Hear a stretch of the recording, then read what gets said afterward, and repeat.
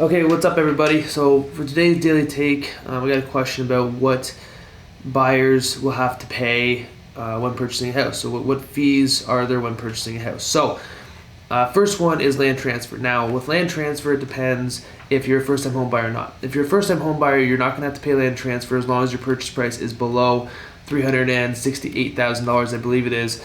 Don't quote me on that, but it's an easy Google search away. So land transfer is something that you will not have to pay. If you're not a first-time home buyer, then that is something that you want to factor in. Again, not too hard to figure out. It's based on the purchase price. There's different regulations in cities like Toronto where they pay actually a municipal land transfer tax. Here in Woodstock, we just pay provincial. So it is relatively easy to calculate. Depends on the value of your home. So that's something that you want to look up first. Secondly, it's not necessarily a fee, but obviously your down payment is something that you're going to want to make sure you take into consideration. You're going to want to make sure that you have a minimum of 5% ready to go in order to get your mortgage and stuff put together. There is some things you can do out there to mitigate this. There is some avenues for people that do not have the entire down payment ready, but kind of on a conventional side, even though it's not a conventional mortgage, is that you want to bring in 5% for a down payment. On top of that, you're going to have to pay a lawyer. So every lawyer is a little bit different, but if you're getting title insurance and stuff like that, I usually say to budget between $1,500 and $2,000 on the purchasing end. Sometimes that's a little bit conservative, but just in case they run into anything, really need to make a change to the title and the registry or any of that kind of stuff.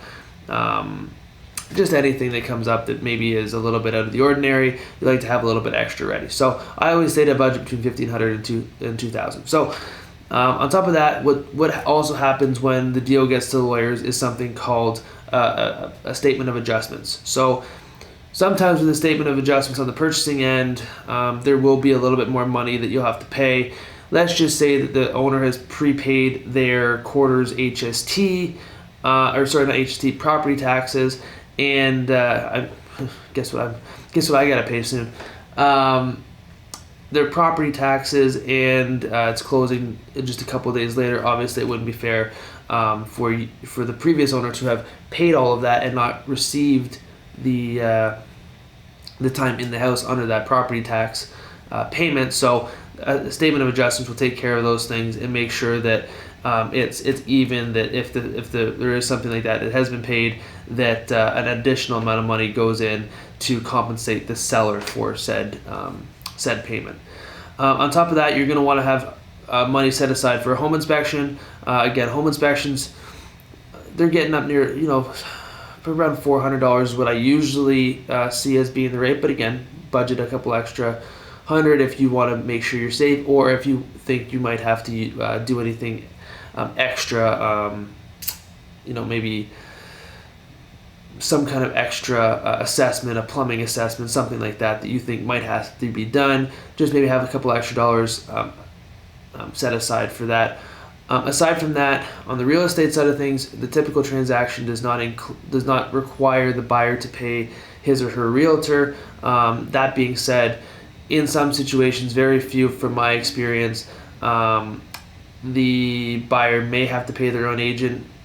Basically, the only time that's going to happen is if you're going to be looking at either a for sale by owner or a house that's not listed, in a case where the seller is not willing to pay the commission, which, again, like I said, does not happen very often. So all in all, you're looking at potentially land transfer, your down payment, money set aside for your legal fees, as well as a little bit of extra money for potentially adjustments on closing, as well as your home inspection and such. Aside from that, obviously you have your moving costs, and you're going to be asked to put down some deposits when you're turning on all your utilities. So those things are much more minor. So they're $50 here and there kind of thing. So it's not as expensive. Those are the big ticket items that I think everybody should pay attention to. If you can put those together, it's a big step in the right direction towards owning a house. So I hope this helps somebody out there. And again, thank you very much for taking this in. And please keep your questions coming. I do enjoy getting the questions. It gives me something to talk about. So have a good day.